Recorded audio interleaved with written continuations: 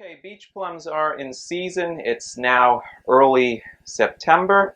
Here are some beach plums, and here are some where the pits have been taken out. Very important to know how to take the pits out of the beach plum.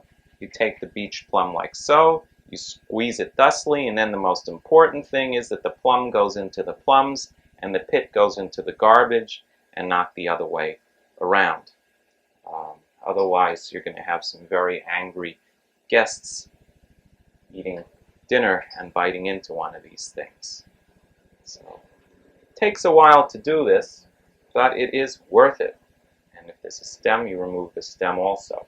Anyway, we have enough pitted beach plums that we're going to make a beach plum pudding. We're going to put the beach plums in a pot. So, then we're going to add a liquid.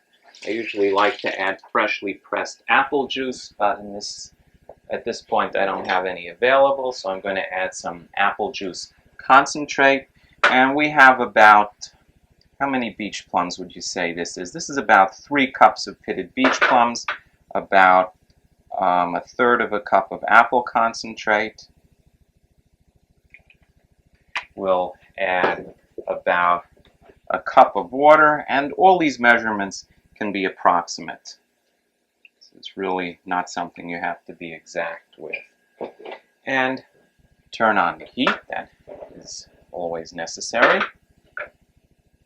Stir everything together a little, and we will add a thickener.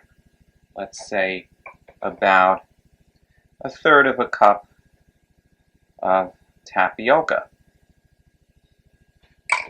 Makes a really nice thickening effect. Some seasonings would help also. We'll add some cinnamon, about 2 teaspoons worth. We'll add some nutmeg, say about 1/2 teaspoon of nutmeg, and I'm using a spice grinder. I like using fresh herbs or whole herbs, and rather than powdered herbs, and then just grinding them up with a grinder. This is what I consider appropriate technology, because it doesn't use a huge amount of energy, it doesn't put pollution into the environment. We'll put in some coriander too, about a teaspoon of coriander. And it works.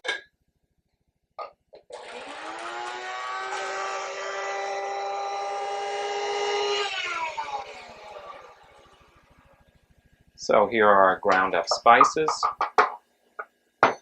We will add these into our pudding. Notice you don't need to use any refined sugar. Stir this in. And what we want to do is bring it to a boil. It should be quite sweet and thick and delicious, between the flavor of the plums and the seasonings of the herbs.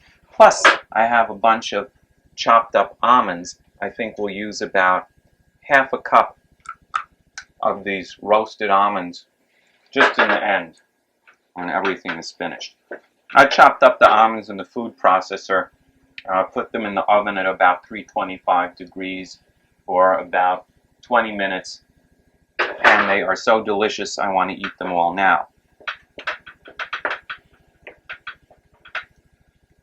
So we'll use a medium heat, stir often, let it come to a boil, simmer about 5 minutes, and that should do it.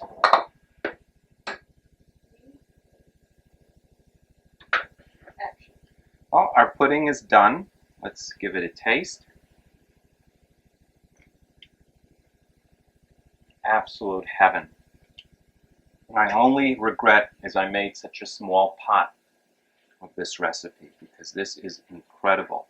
It shows you don't need sugar, chemicals, artificial ingredients, or anything. Just nature to have some of the best and most nutritious food you can get. Now let's see how our jam is.